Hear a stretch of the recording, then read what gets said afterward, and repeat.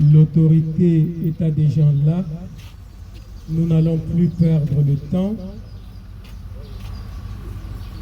Nous allons commencer notre point de presse prévu à l'occasion de la clôture de la semaine de l'environnement.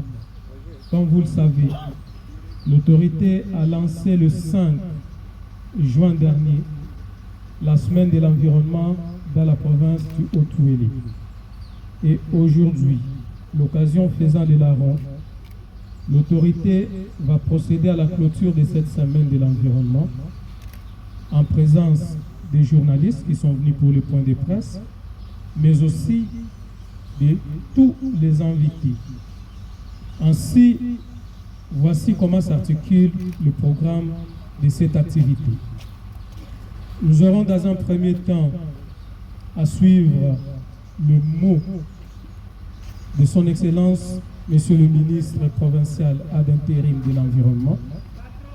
Après ce mot, viendra le mot de son Excellence, Monsieur le gouverneur, qui va clôturer l'activité. C'est après la clôture de l'activité que nous allons maintenant donner la parole aux journalistes pour le point de presse. Et après le point de presse, qui ne prendra que quelques minutes, parce qu'il n'y aura que quelques questions, nous allons enfin chanter l'hymne national, si c'est possible, et nous passerons la dernière partie par un cocktail qui a été prévu pour la cérémonie. Excellence, voici comment se présente le programme de cette soirée, et si vous l'autorisez, on peut l'exécuter. Merci.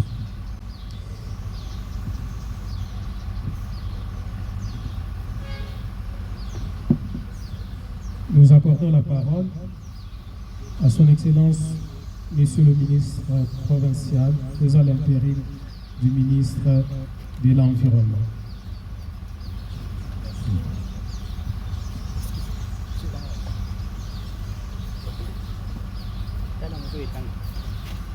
Excellence, Monsieur le gouverneur de la province du Haut-Touélé, Mesdames et Messieurs les membres du gouvernement provincial du Haut-Touélé, Mesdames et Messieurs les membres du comité provincial de sécurité, Messieurs les chefs de bureau PNUD Haut-Touélé, Messieurs le maire de la ville ici représenté, Messieurs le chef de division, Messieurs les représentants de la société civile environnementale, distingués invités à vos grades, titres et tout protocole observé. Mesdames et Messieurs, distingués invités, c'est depuis le 4 juin 2025 que la province du Haut-Touélé est en train de vibrer au rythme de la semaine dite de l'environnement. Cette semaine s'inscrit désormais dans les annales et archives de la province et a permis à chacun de nous ici présents de jeter les bases pour le développement d'un environnement sain, gage d'initiative saine. En notre qualité de ministre provincial de l'environnement ad intérim, je reste convaincu que toutes les activités réalisées dans le cadre de la célébration de cette semaine ont porté un résultat avec des indicateurs objectivement vérifiables. La semaine de l'environnement nous a permis, à travers des émissions radiophoniques, de renforcer la sensibilisation autour des préoccupations grandissantes de l'environnement avec un accent particulier sur le reboisement et la réduction de gestion des déchets plastiques dans notre environnement. Conscient des engagements du chef de l'État, son Excellence Félix Antoine Tshisekedi Tshilombo, mise en place au niveau de la province par le gouverneur de la province, son Excellence Jean Bakomito Gambou, je vous demande de continuer à travailler dur pour qu'ensemble puissions réduire les déchets plastiques dans notre environnement. Distingués invités à vos titres et grades observés, mesdames et messieurs, la semaine de l'environnement en elle seule ne suffit pas pour transformer notre milieu. Je vous invite à une prise de conscience du danger qu'apporte le plastique dans notre environnement. Tout à vous remercier de votre engagement dans la lutte des déchets plastiques, je pense qu'il est temps de mutualiser nos efforts et nos moyens pour mener ensemble cette lutte du siècle. Nous devons prouver qu'ensemble, tout est possible. Ainsi donc, nous disons, ensemble, réduisons les déchets plastiques dans notre environnement. Moins de plastique, c'est plus de vie. J'ai dit et je vous remercie.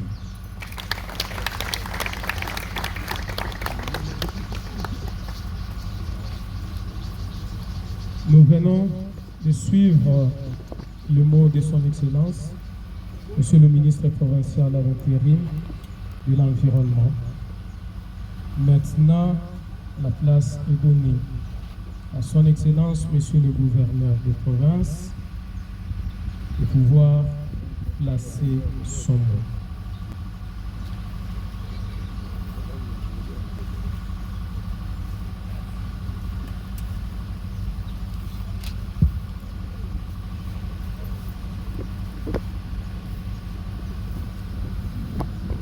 Merci pour l'accord de la parole.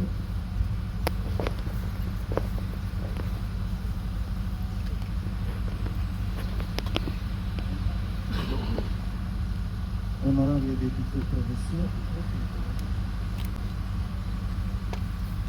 Mesdames et Messieurs les membres du comité provincial de sécurité, Mesdames et Messieurs les membres du gouvernement provincial, Mesdames et Messieurs les membres du gouvernement provincial d'Uzèche,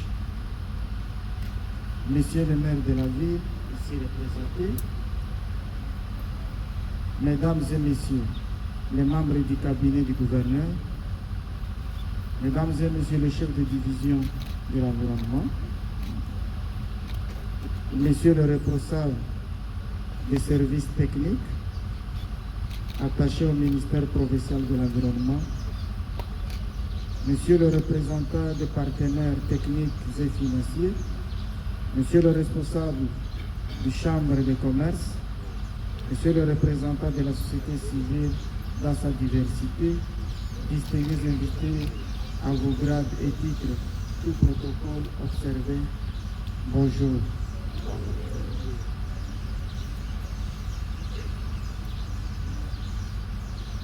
C'est avec joie et satisfaction que je prends la parole en signe à l'occasion de la clôture de cette semaine que nous avions baptisée Semaine de l'environnement. Tout d'abord, je rends grâce à Dieu Tout-Puissant, le maître des temps et des circonstances, pour avoir rendu possible la présente cérémonie. Je rends mes hommages les plus déférents au président de la République, chef de l'État, que je cite, son Excellence Antoine Félix Tshisekedi Tshilombo, qui ne ménage aucun effort pour ramener la paix et le développement dans notre cher pays. Je voudrais m'acquitter des devoirs nobles, celui d'exprimer ma profonde gratitude à tous ceux qui ont activement pris part aux différentes activités organisées à travers notre province, en général et plus particulièrement ceux qui ont accepté de rejoindre à nous au niveau de la ville d'Issiron, chef-lieu de notre province. Il sied de saluer et de féliciter l'engagement de tout et chacun, les agents de l'État, partenaires financiers, ONG, les étudiants, journalistes, etc., dans la mobilisation, la sensibilisation durant cette campagne de reboisement et d'assainissement de notre environnement. Aujourd'hui, l'environnement n'est plus une affaire des spécialistes, mais une responsabilité collective, comme je l'avais signifié lors de mon discours de la semaine. De ce fait, nous avons effectivement constaté cette détermination à travers la semaine de l'environnement et la capacité de toutes les couches impliquées par la défense de notre patrimoine naturel. Mesdames et messieurs, distingués invités, je dois rappeler que notre engagement ne s'arrête pas aujourd'hui. Ce que nous avons réalisé cette semaine, nous devons la pérenniser. Ceci signifie que chaque jour, nous devons entretenir notre environnement par des gestes simples et responsables. La semaine de l'environnement se clôture, mais nos actions doivent demeurer tout en continuant à restaurer, à protéger et à transmettre un environnement sain aux générations futures. C'est à ces mots, au nom de son Excellence, Monsieur le Gouverneur de la province, Honorable Jean Bakomito Gambou, que je représente, je déclare clôturer la semaine de l'environnement 2025 dans la province de Haut-Kivu. Que vive notre engagement dans la réduction des déchets plastiques pour un avenir durable. Je vous remercie.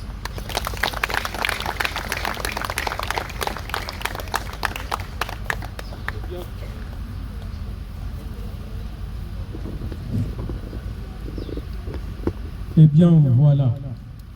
Et je pense que après les deux mots, l'heure est venue pour que les journalistes ici présents puissent poser quelques questions. Mais nous voulons déjà d'avance dire qu'ici nous parlons environnement. Nous ne parlons pas des routes, nous ne parlons pas de l'asphaltage.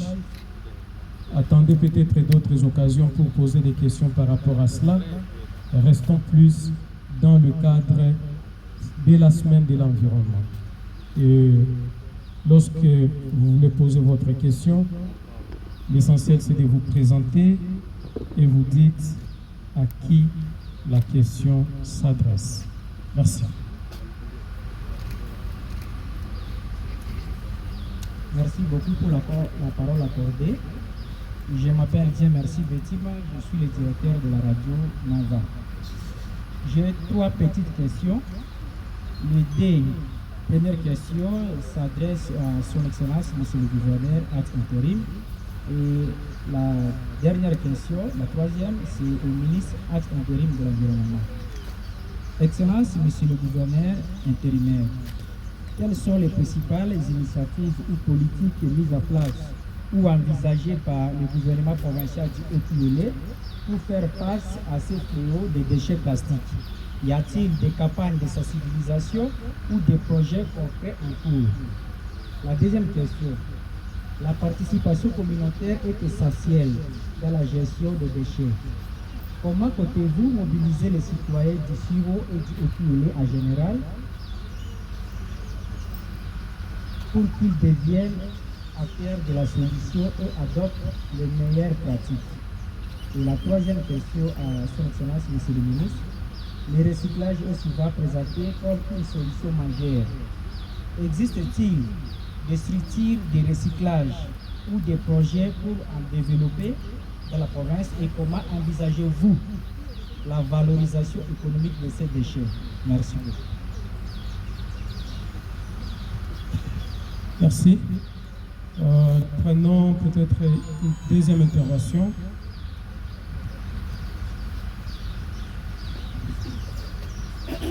Merci beaucoup pour la parole accordée.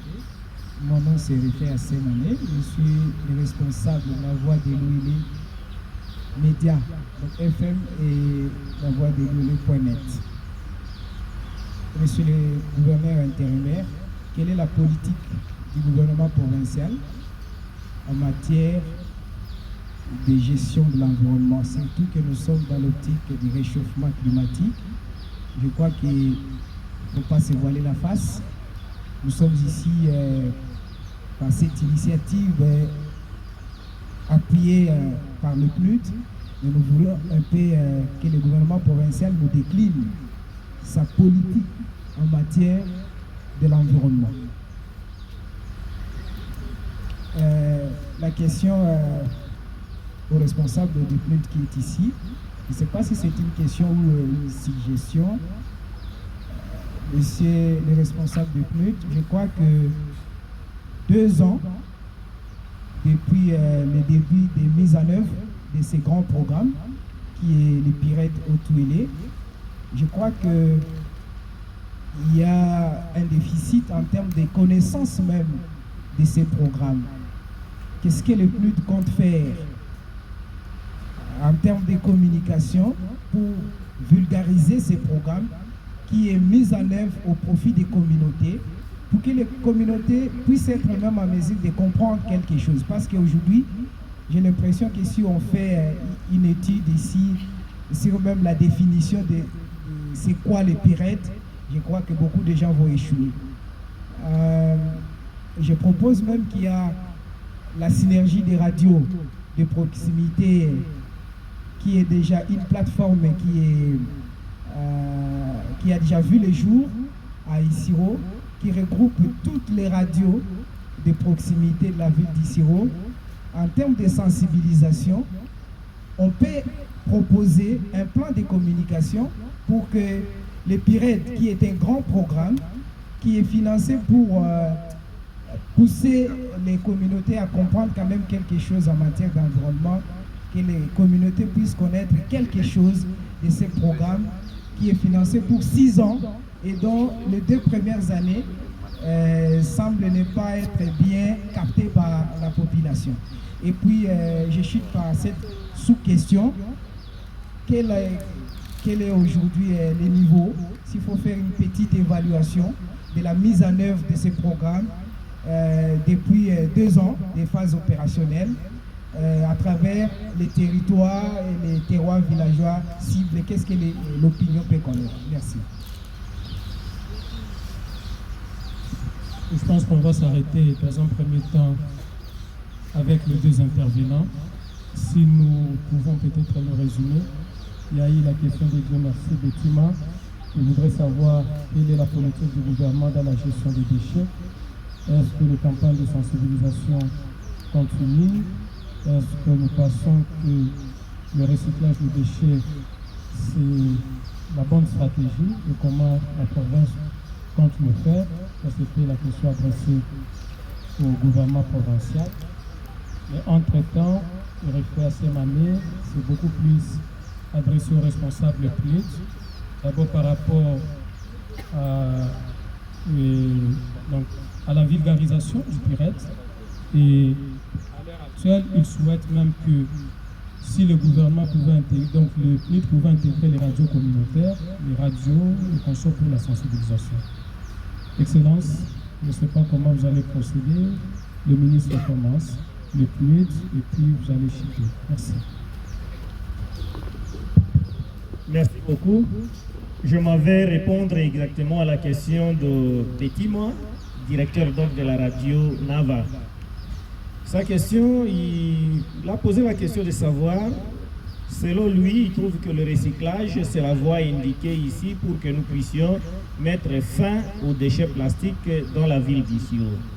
Je lui dirais que, vous savez que nous sommes confrontés à plusieurs défis. Il y a d'abord le problème d'énergie pour notre ville, mais ce qui est vrai est qu'il y a déjà un projet par rapport à ce qui concerne donc le recyclage des déchets plastiques dans notre ville d'Isiro. Néanmoins, nous devons faire ces programmes-là avec des partenaires. Il y a des partenaires qui sont en train de se présenter auprès du gouvernement. Et dans notre agenda ou dans l'agenda du gouvernement provincial, il y a certes un programme de recyclage des déchets plastiques. Et je pense que dans les tout prochains jours, nous y arriverons parce que vouloir c'est pouvoir. Merci. Ok, nous accordons la parole au Claude. Claude?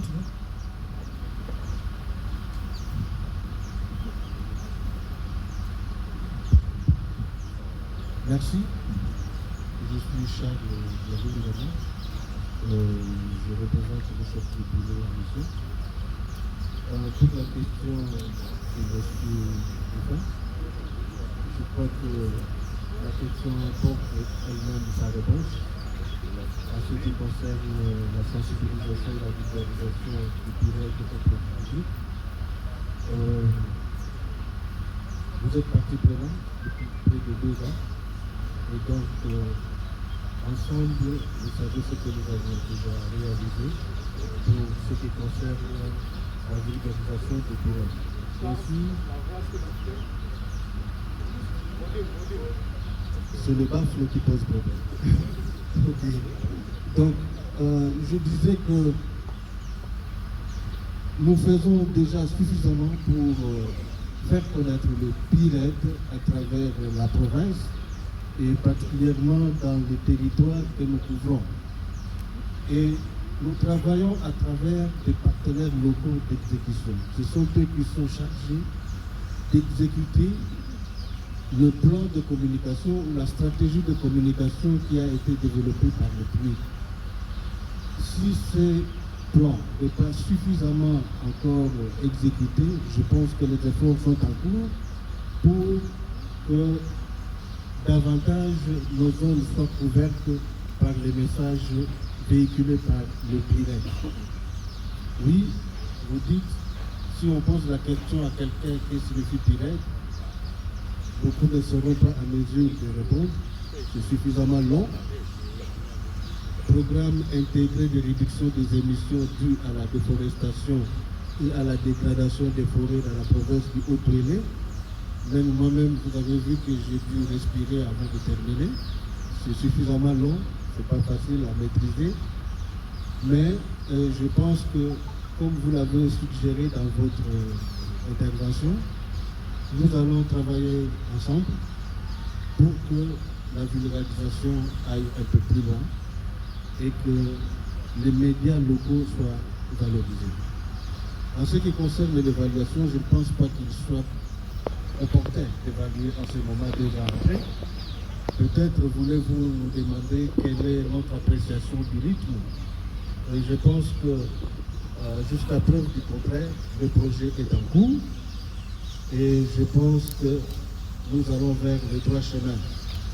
Et il y a eu beaucoup de préoccupations parce qu'en fait, les gens ont tendance à réduire le programme PIRED au reboisement ou à l'agroforesterie.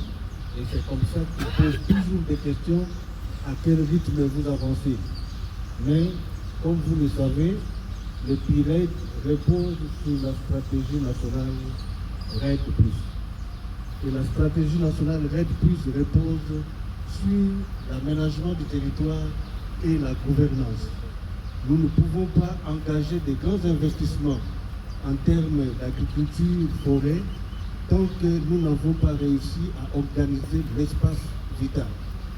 Nous devons organiser l'espace en termes d'aménagement du territoire et asseoir la gouvernance. Quand nous disons gouvernance, c'est en même temps la structuration du milieu, mais aussi doter les services concernés des capacités nécessaires pour faire appliquer les régulations prévues par les lois nationales, mais aussi les suivre et les contrôler. Et vous allez vous rendre compte que pendant les 2 ans, nous nous sommes beaucoup plus focalisés sur cet aspect. Et maintenant, je crois que pour ceux qui suivent de près nos activités, ils savent que nous sommes en train de nous engager petit à petit vers les grands investissements en matière de forêt, culture pérenne, culture vivrière, mais aussi les activités génératrices de revenus alternatifs. Merci.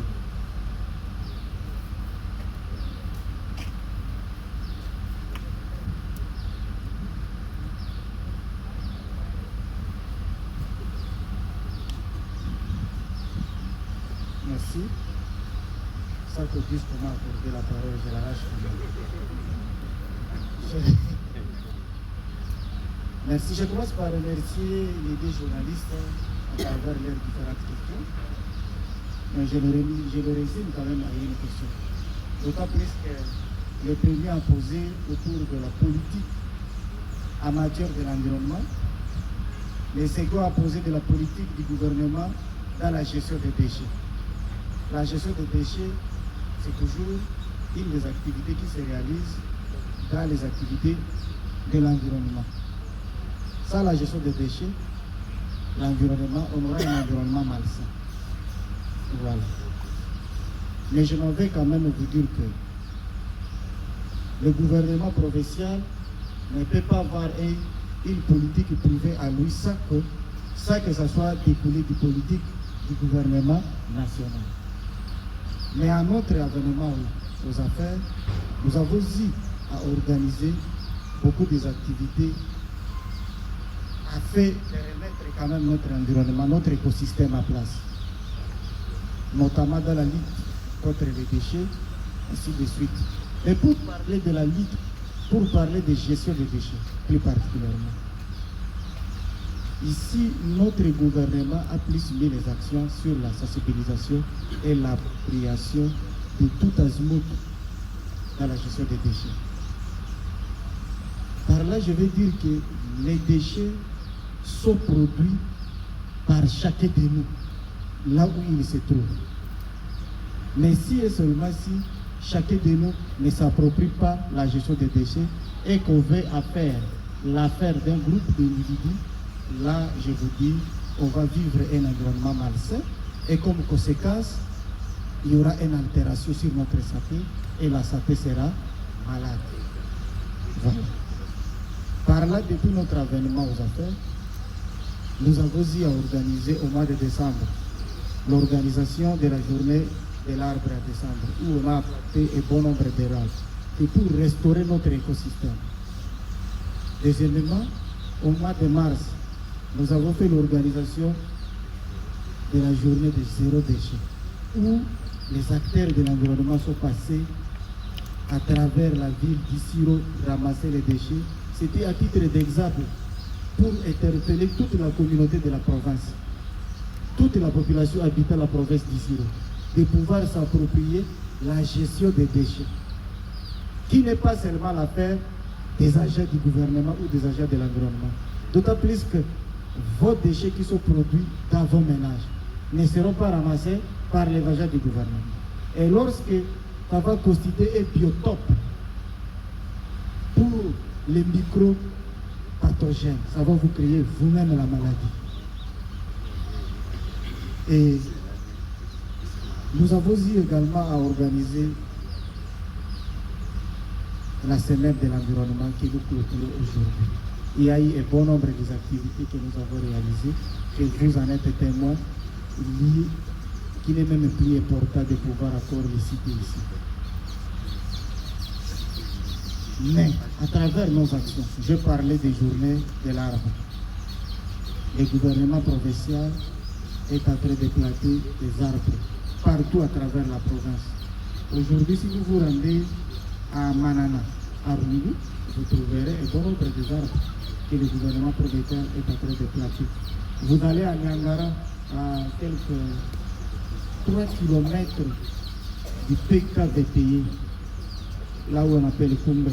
Nous avons eu déjà à planter là-bas 1 hectare des arbres fruitiers qui va remplacer les arbres fruitiers qui ont été plantés à Nyangara depuis l'époque coloniale, qui n'ont jamais été remplacés, qui un bon nombre commence déjà à venir, ils tombent ainsi de suite. Il avait fallu qu'on ait encore à remplacer.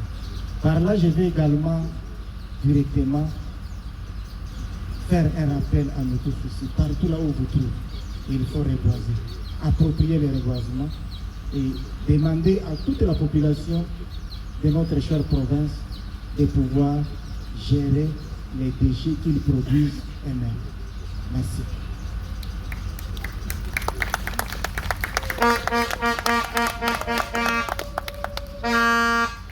Nous prenons une deuxième catégorie d'intervention. Nous commençons par ici. Merci beaucoup pour l'accord de la parole.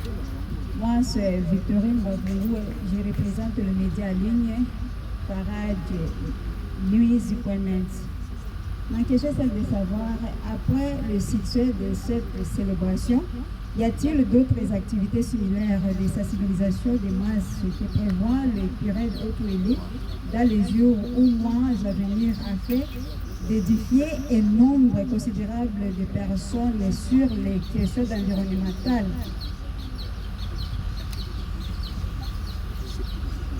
Merci. On prend 2, on va chuter par 2. Merci. Merci pour l'accord de la parole. C'est Joël Mbakassi, socio-avocat.cd, actualité.cd, tous des médias en ligne. J'ai 2 petites préoccupations à adresser spécialement au PNUD. Si j'ai bonne mémoire, le 5 juin 2024, nous avons été réunis à Matave, à l'esplanade de la Cour royale. Une activité en marge de la journée de l'environnement a été organisée avec pompe. Il a été prévu la plantation de plus de 1000 arbres sur l'artère menant de l'aéroport jusqu'au boulevard de Boutou. Nous avons assisté à l'activité, hormis les quelques pieds d'arbres qui ont été plantés devant la Cour royale. Si vous trafiquez ces tronçons, vous n'allez voir nulle part ailleurs où d'autres arbres ont été plantés. Le PNUD peut-il nous expliquer, était-il juste une activité de pouvoir justifier peut-être les fonds? Et la deuxième préoccupation, c'est par rapport au lancement de l'activité de la journée de l'environnement pour cette année 2025. Nous avons également entendu parler de la plantation des arbres dans des endroits publics, mais aussi dans certains ménages. Nous avons assisté devant l'antenne RTL sur le boulevard Félix-Antoine Tshisekedi qui a été rebaptisé récemment, quelques pieds d'arbres plantés. Aujourd'hui, la population se demande où sont d'autres arbres plantés, notamment dans les endroits publics. On peut les localiser spécifiquement où? Dans quel endroit? Merci beaucoup. Merci. Je pense que dans cette catégorie, il y a plus de questions pour le PNUD. Nous donnons la parole. Vous avez directeur auditeur à l'agence congolaise de presse, puis fondateur du média ligne Accès à Facebook. Ma question s'adresse au PNUD. À part les interventions liées à l'environnement, quels sont les domaines dans lesquels le PIRED, intervient? La seconde question, j'avais suivi beaucoup plus les projets de PNUD qui étaient placés dans le territoire de Lungu et de Wamba, je pense. Maintenant, je me dis en d'autres territoires dans la province où les besoins, ou soit les besoins sont toujours les mêmes. Par exemple, dans les territoires de forage de Ouattara, mais aussi Congo, où les réserves forestières sont presque menacées de disparition. Est-ce que le projet PNUD a une vision d'expansion sur l'ensemble de la province de Congo? Merci. Et je pense qu'on va laisser la possibilité au responsable de pouvoir y répondre. Et nous allons prendre la dernière série de questions après les éléments de réponse. Merci.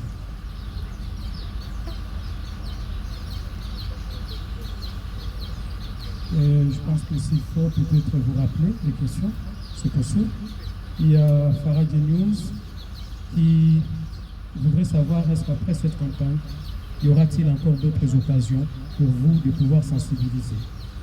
Joël Mbakassi a fait un constat selon lequel l'année passée, à l'occasion de la journée de l'environnement, des arbres ont été plantés sur la route de l'aéroport. Il se fait malheureusement que actuellement la plupart ont disparu. Est-ce que C'était juste une occasion de justifier les fonds. J'ai dit ce qu'il a dit. Merci. Ok, nous accordons la parole au Knut. Knut?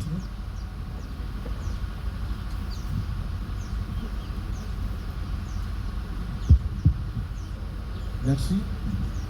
Je suis Charles Diallo. Je représente le chef du bureau en mission. Toute la question que je suis fait, je crois que la question porte elle-même sa réponse. En ce qui concerne la sensibilisation et la visualisation du bureau de votre public. Vous êtes partie prenante depuis près de 2 ans. Et donc, ensemble, vous savez ce que nous avons déjà réalisé pour ce qui concerne la vulgarisation du bureau. Ainsi, c'est le baffle qui pose problème. Okay. Donc, je disais que nous faisons déjà suffisamment pour faire connaître le PIRED à travers la province et particulièrement dans les territoires que nous couvrons. Et nous travaillons à travers des partenaires locaux d'exécution. Ce sont eux qui sont chargés d'exécuter le plan de communication ou la stratégie de communication qui a été développée par le PNUD. Si ce plan n'est pas suffisamment encore exécuté, je pense que les efforts sont en cours pour que davantage nos zones soient couvertes par les messages véhiculés par le PIRED. Oui, vous dites, si on pose la question à quelqu'un qui signifie PIRED, beaucoup ne seront pas en mesure de répondre. C'est suffisamment long. Programme intégré de réduction des émissions dues à la déforestation et à la dégradation des forêts dans la province du Haut-Touélé. Même moi-même, vous avez vu que j'ai dû respirer avant de terminer. C'est suffisamment long, c'est pas facile à maîtriser. Mais je pense que, comme vous l'avez suggéré dans votre intervention, nous allons travailler ensemble pour que la vulgarisation aille un peu plus loin et que les médias locaux soient valorisés. En ce qui concerne l'évaluation, je ne pense pas qu'il soit opportun d'évaluer en ce moment déjà après. Peut-être voulez-vous nous demander quelle est notre appréciation du rythme. Et je pense que jusqu'à preuve du contraire, le projet est en cours. Et je pense que nous allons vers le droit chemin. Et il y a eu beaucoup de préoccupations parce qu'en fait, les gens ont tendance à réduire le programme PIRED au reboisement ou à l'agroforesterie. Et c'est comme ça qu'ils posent toujours des questions à quel rythme vous avancez. Mais, comme vous le savez, le PIRED repose sur la stratégie nationale RED+. Et la stratégie nationale RED+, repose sur l'aménagement du territoire et la gouvernance. Nous ne pouvons pas engager des grands investissements en termes d'agriculture, forêt, tant que nous n'avons pas réussi à organiser l'espace vital. Nous devons organiser l'espace en termes d'aménagement du territoire et asseoir la gouvernance. Quand nous disons gouvernance, c'est en même temps la structuration du milieu, mais aussi doter les services concernés des capacités nécessaires pour faire appliquer les régulations prévues par les lois nationales, mais aussi les suivre et les contrôler. Et vous allez vous rendre compte que pendant les 2 ans, nous nous sommes beaucoup plus focalisés sur cet aspect. Et maintenant, je crois que pour ceux qui suivent de près nos activités, ils savent que nous sommes en train de nous engager petit à petit vers les grands investissements en matière de forêt, culture pérenne, culture vivrière, mais aussi les activités génératrices de revenus alternatifs. Merci.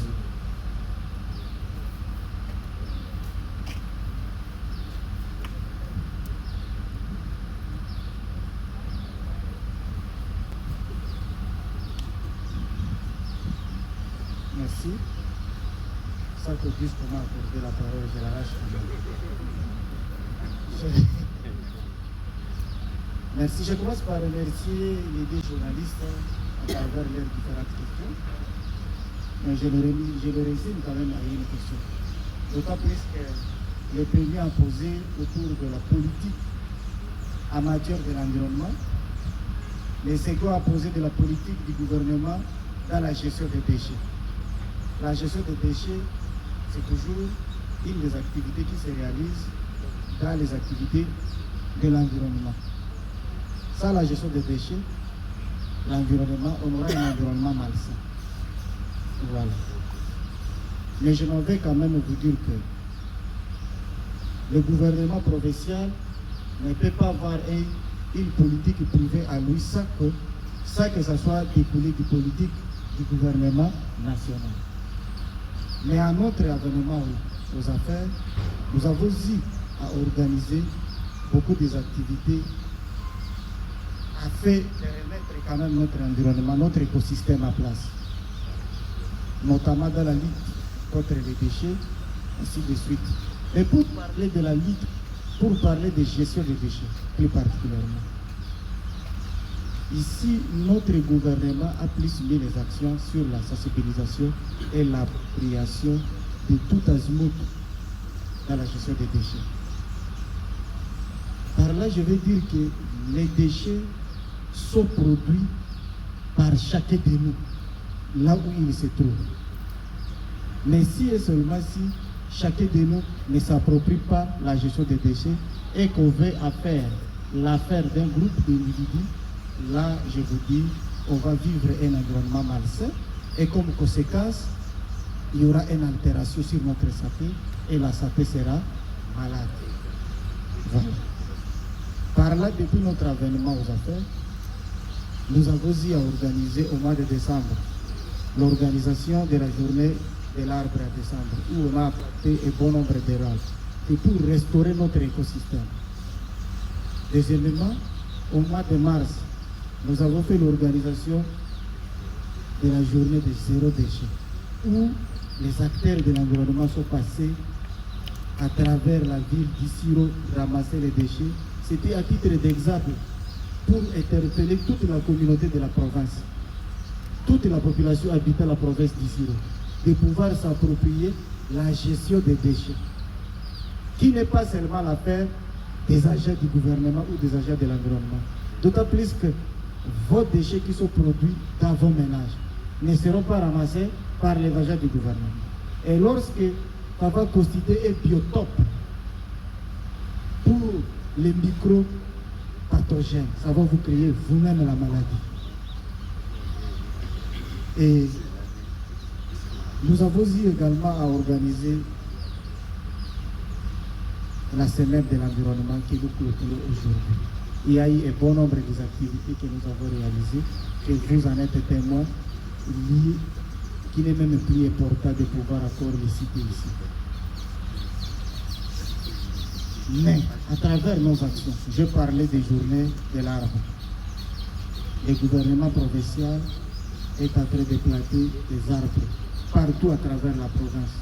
Aujourd'hui, si vous vous rendez à Manana, à Rungu, vous trouverez un bon nombre d'arbres que le gouvernement provincial est en train de planter. Vous allez à Nyangara, à quelques 3 km du PKVTI, là où on appelle Kumbe. Nous avons vu déjà planter là-bas 1 hectare des arbres fruitiers qui va remplacer les arbres fruitiers qui ont été plantés à Nyangara depuis l'époque coloniale, qui n'ont jamais été remplacés, qui un bon nombre commence déjà à venir, ils tombent ainsi de suite. Il avait fallu qu'on ait encore à remplacer. Par là, je vais également directement faire un rappel à nos tous ici. Partout là où vous trouvez, il faut reboiser, approprier le reboisement et demander à toute la population de notre chère province de pouvoir gérer les déchets qu'ils produisent eux-mêmes. Merci.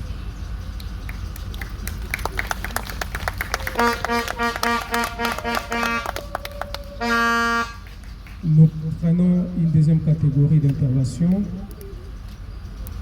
Nous commençons par ici. Merci beaucoup pour l'accord de la parole. Moi, c'est Victorine Baboulou. Je représente le média en ligne Parade News.net. Ma question est de savoir, après le succès de cette célébration, y a-t-il d'autres activités similaires de sensibilisation des masses qui prévoient les périodes auto-élus dans les jours ou mois à venir afin d'édifier un nombre considérable de personnes sur les questions environnementales?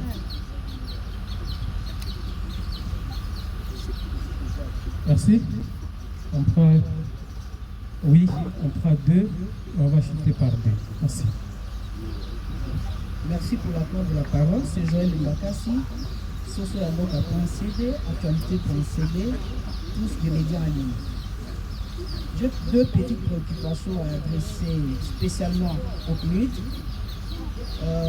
Si j'ai bonne mémoire, le 5 juin 2024, nous avons été réunis à Matar, en esplanade de la Cour royale. Une activité en marge de la journée de l'environnement a été organisée avec pompe. Il a été prévu la plantation de plus de 1000 arbres sur l'artère menant de l'aéroport jusqu'au boulevard de Boutou. Nous avons assisté à l'activité.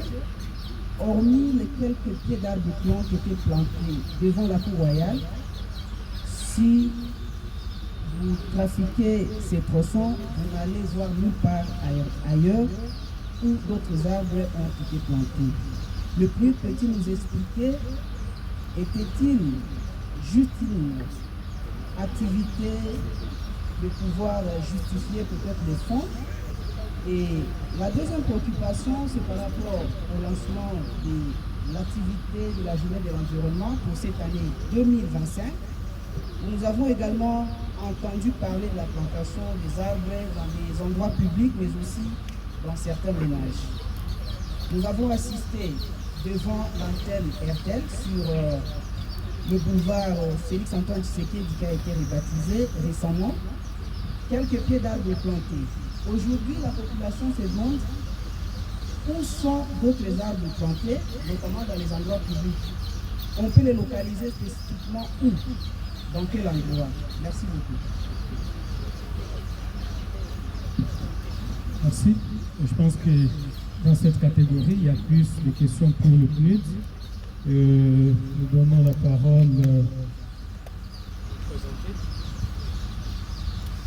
J'avais Direka, auditeur à l'Agence congolaise de presse, fondateur du média Actia. Ma question s'adresse au PNUD. À part les interventions liées à l'environnement, quels sont les domaines dans lesquels le PIRED, intervient? La seconde question, j'avais suivi beaucoup plus les projets de PNUD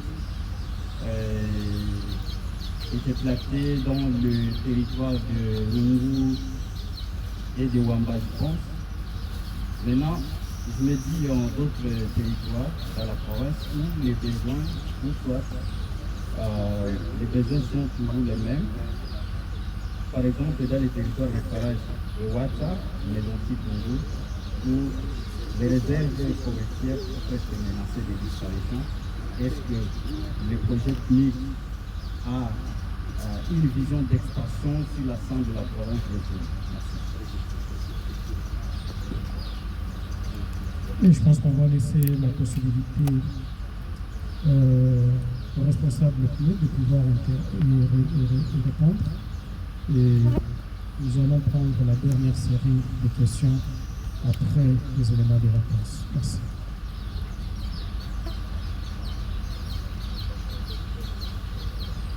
Je pense que s'il faut peut-être vous rappeler les questions, c'est possible.